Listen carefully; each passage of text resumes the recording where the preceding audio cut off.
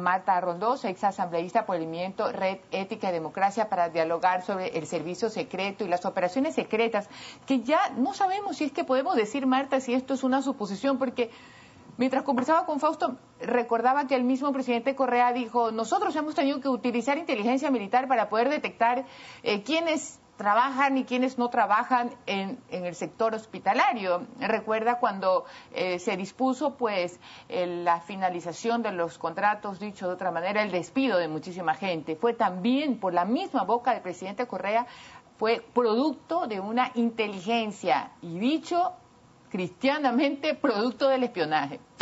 A ver, yo quisiera decir una cosa. En ese caso, además, fue una violación a la ley.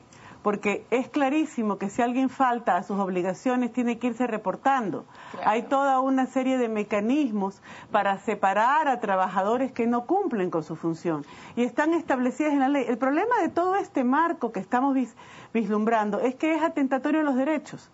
Es atentatorio a nuestros derechos humanos como ciudadanos, es atentatorio a la Constitución y no hay leyes que lo amparen. Por eso es que se dice que son extrajudiciales. Sí, y en este caso deberían ser sancionados los jefes.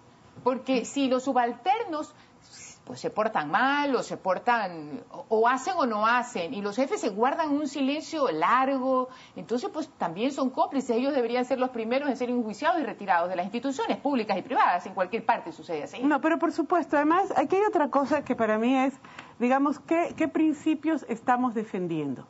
Los ciudadanos tenemos un derecho básico a la intimidad.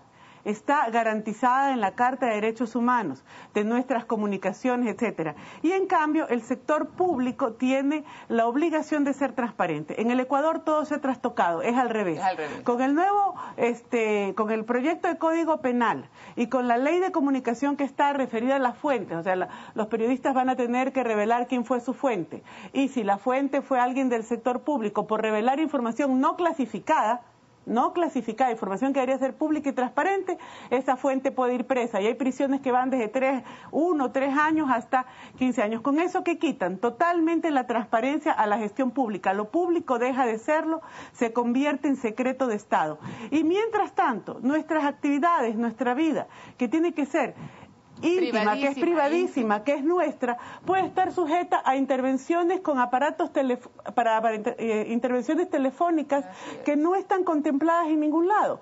Para que a alguien le intervengan los teléfonos, para que alguien pueda ser investigado con recursos públicos del Estado, tiene que haber una presunción de una causa para que eso se investigue. Y esa presunción además tiene que ser pedida luego por el fiscal y eso tiene que ser ordenado por un juez.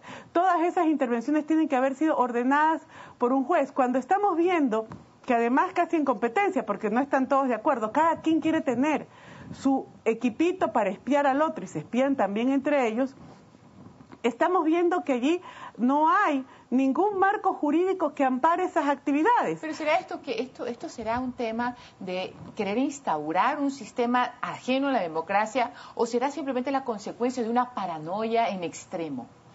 Mire, esto está prácticamente desde que este gobierno empezó. Usted recuerde los pativideos. Los pativideos ya fueron una forma de estar espiando, de estar viendo, porque no solamente se remitían al caso de los bonos global, sino que hubo muchos otros pativideos. Después, ¿qué tiene usted? Cuando nosotros estábamos en la Asamblea Constituyente, recuerde usted que estalló el famoso caso de Caolay Muñoz y además empezaron a ver los rumores de que los asambleístas estábamos siendo intervenidos en nuestras comunicaciones. En ese marco me acuerdo que llegó la plana mayor del gobierno y negaron que hubiera intervenciones a los teléfonos de los asambleístas, pero luego llegó el señor y además una de las cosas importantes, no solo se negó que estuvieran interviniendo, sino que se decía que no tenían los equipos. Después de eso, meses después, llegó el señor Jaime Hurtado a visitarnos a la comisión directiva de la Asamblea y nos entregó el proyecto Libertador por el cual se sabía que desde marzo tenían equipos muy sofisticados que habían sido donados, él dijo, por una embajada, no está en el escrito, pero nos dijo que era la embajada americana, decíamos de broma con Jorge Escala que eran los que les habían sobrado el plan Patriota, ¿no? Y esos equipos supuestamente habían ido a parar a la Fiscalía para investigación del crimen organizado en temas de narcotráfico y de secuestros. Perfecto, ¿no? Eso tenía que ser con orden de juez y demás. El problema es que luego todos echaban la pelotita, nadie reconocía que eso funcionaba, hasta que el fiscal subrogante, Alvear, dijo que sí funcionaban los equipos, pero que no los controlaban ellos. En cualquier caso, uno podría decir es legítimo que esas intervenciones se den en estos casos con orden de juez, a pedido de fiscalía y orden de juez. El problema es que nadie monitoreaba eso.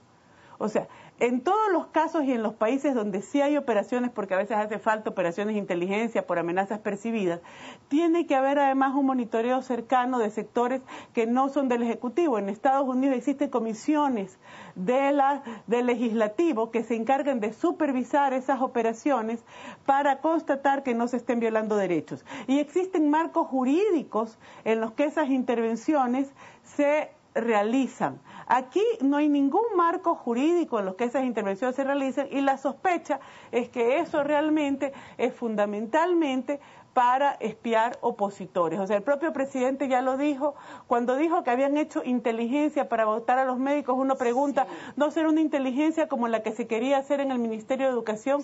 Y la razón para separar a médicos, a funcionarios de la salud, haya sido más bien su filiación política, sus simpatías o antipatías referidas al régimen, porque si no se les hizo los expedientes en el Ministerio de Relaciones Laborales que se les debiera haber hecho, entonces es muy sospechoso que a partir de operaciones, entre comillas, confesadas con un gran desparpajo por el presidente... se deslegitima el tema, porque yo insisto, si uno es jefe y tiene 10 subalternos, y el uno es malcriado, el uno es majadero, el uno es ineficiente y el uno pues es mediocre, si yo jefe, por pena, por cómplice, no hago nada, no inicio esos sumarios administrativos, no inicio los vistos buenos o no envío los memos para sancionar estas disposiciones, estos actos o estas omisiones, soy tan cómplice como ellos. Entonces, todo esto dentro de un marco jurídico debió haberse expuesto, abierto y hecho público para que ese funcionario salga. Y coincido muchísimo porque en nuestra investigación de este tema de inteligencia, también hemos podido detectar algunas personas no han querido hablar, algunas personas que trabajan en la función pública no han querido hablar porque están segurísimos de que están siendo vigilados, porque pareciera, y esto lamentablemente no lo podemos confirmar, que entre sí existe realmente un espionaje mutuo. Bueno, mire, a mí me parecía curioso cuando vi lo de Serrano, porque nosotros sabíamos que en la Fiscalía pues había estos equipos que habían sido donados y aparentemente pues con estas actividades lícitas que no han sido monitoreadas, que debieron haber sido monitoreadas, ¿no? Y por otro lado, Serrano luego espía al fiscal saliente. Entonces es como que a uno le parece que esto es más bien una intriga o de las tragedias estas de las historias de Shakespeare, ahí donde todos, tipo Ricardo III, todos se querían apuñalar unos a otros, o en las historias gangsteriles, ¿no? Donde todos pueden estar en una misma, pero cada quien quiere tener algún tipo de palanca, un pedazo de poder o algo contra el otro para sacarle. Pero, en cualquier caso, sobre todo si estamos hablando de intervención de comunicaciones y todos estos equipos para intervención de comunicaciones, eso no es legal. Yo quisiera saber cuál es el sustento jurídico que ampara las actividades de la Secretaría Nacional de Inteligencia y las adquisiciones de equipos para intervención que está consiguiendo la Secretaría Nacional de Inteligencia, porque puedo entender que sean para narcotráfico y demás, pero si no hay órdenes judiciales, eso no es legal. Como no son legales, muchísimas de las actividades que nacen de la ambición por tener poder y del descrédito que se le da a las personas que simplemente no bajan la cabeza frente a una ideología a la que el mundo entero tiene la libertad de decir no gracias.